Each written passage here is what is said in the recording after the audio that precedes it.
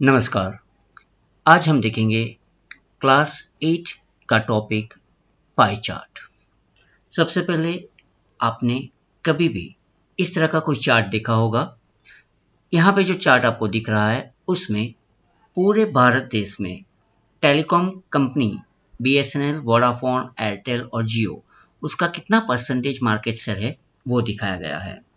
तो सबसे आपके मन में एक क्वेश्चन आएगा कि आखिर पाई चार्ट होता क्या है? What is a pie chart? तो जवाब उसका ये है कि a pie chart is a circular diagram used to represent data proportionally. बहुत अलग तरह तरह के ग्राफ आपने देखे हैं, line graph, bar graph, pictograph. यहाँ पे ये भी एक तरह का ग्राफ ही है, लेकिन वो सर्कल में दिखाया जाता है और वो उसके जो डेटा है वो प्रपोर्शन के हिसाब से इधर प्रेजेंट किए जाते हैं। एक एक यहाँ पे जो सेक्शन है पाई का, वो एक कैटेगरी को रिप्रेजेंट करता है और वो पर्टिकुलर जो सेक्शन है वो टोटल का कितना परसेंटेज हो सकता है वो यहाँ पे दिखाता है। जनरली परसेंटेज के साथ साथ एक और आइडिया भी है उसको रिप्रेजेंट करने का, वो हम आगे देखेंगे। Pie charts are useful for visualizing proportions in categories like budget, survey और marks distribution. Features of pie chart. Pie chart में मेन होता क्या है? पाई चार्ट एक सर्कुलर शेप का होता है। सर्कल पूरे डेटा सेट को रिप्रेजेंट करता है और हर एक स्लाइस मतलब सेक्टर जो है वो टोटल का प्रपोर्शन डिस्प्ले करता है। फिर जितने भी सेक्टर से उसके लेबल दिए जाएंगे और उसको अलग अलग कलर से अपनी अलग अलग कैटेगरी को दिखाने के लिए कोडिंग किया जाता है। ये जो आप देख रहे हैं ये एक सेक्टर्स है। अब पाई चार्ट आप ड्रॉ कैसे करेंगे? तो सबसे पहले एक टेबल जो आपको दिया गया है उसको कॉपी कर लेना है, या तो फिर आप डेटा कलेक्ट करके उसको टेबुलर फॉर्मेट में बना देंगे।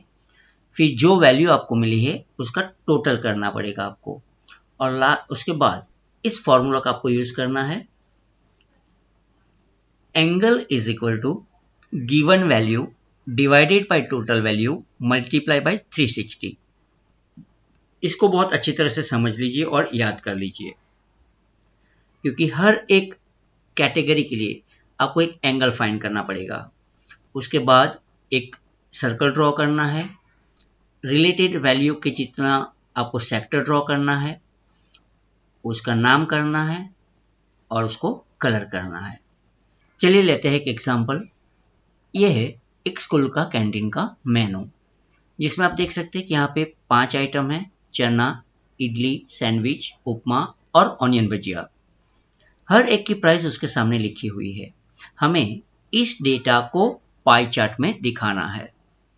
तो उसके लिए सबसे पहले आपको जो है ये फॉर्मूला अप्लाई करनी पड़ेगी और इस फॉर्मूला के थ्रू हम जो एंगल ढूंढेंगे उसको नोट डाउन करने के लिए हम यहाँ पे एक और कॉलम बनाएंगे। लेकिन उससे पहले हमने यहाँ पे इसका टोटल करके रखा है, वो आप ध्यान दे दीजिए। इस सारी वैल्यूज का टोटल होता है 180। अब हम यहाँ पे कॉलम ऐड करेंगे जिसका नाम हम देंगे एंगल।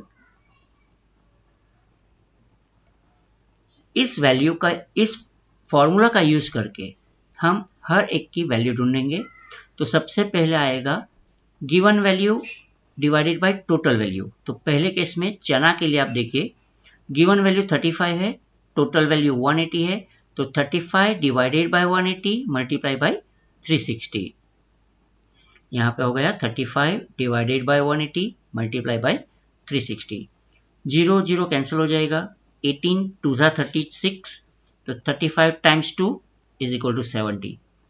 ये 70 हम यहाँ पे नोट डाउन कर लेंगे।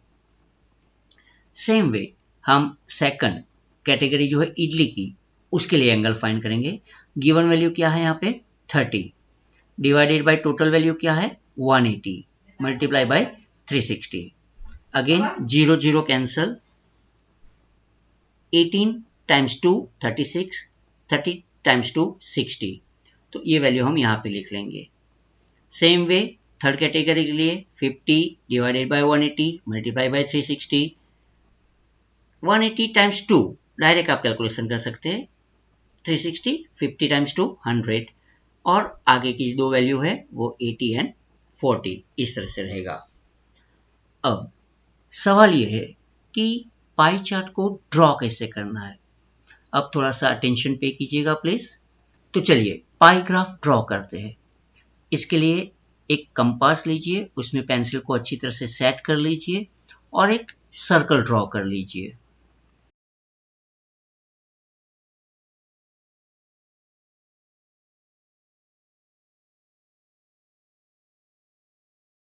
फिर सेंटर से एक रेडियस बनाइए, स्ट्रेट लाइन। वैसे तो आप कहीं भी बना सकते हैं, लेकिन straight line will be the easiest method.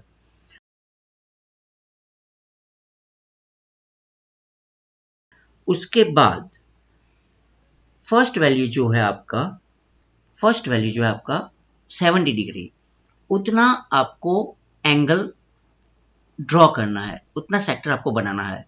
तो प्रोटेक्टर लीजिए, उसको इस रेडियस वाली लाइन पे प्रॉपरली प्लेस कीजिए, 70 डिग्री पे मार्क कीजिए और इस तरह से उसको ज्वाइंट कीजिए।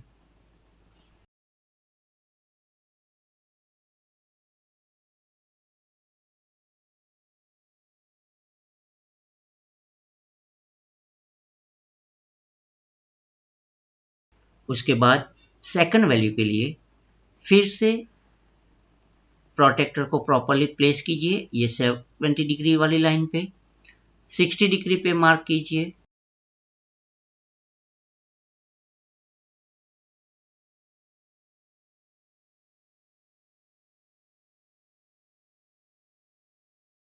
और 60 डिग्री को ड्रॉ कीजिए।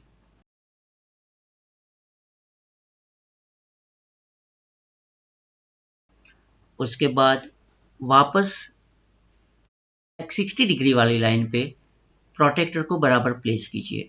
यहाँ पे खास ख्याल रहे कि आपकी जो बेस लाइन है वो कौन सी लाइन पे आप रख रहे हैं। यहाँ पे आप देखेंगे कि 0, 10, 20, 30 इस तरह से जा रहा है, तो इसका 100 डिग्री यहाँ पे आएगा। तो यहाँ पे 100 डिग्री पे मार्क कीजिए और इसको ड्रॉ कर लीजिए। उसके बाद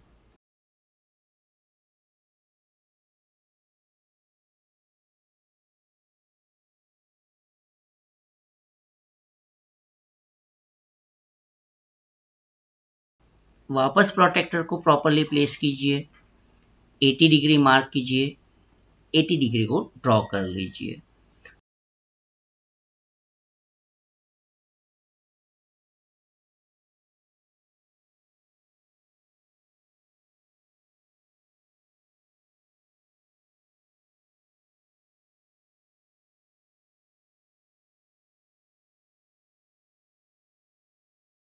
अब लास्ट वाला जो 40 डिग्री है वो ऑटोमेटिकली सेट हो जाएगा।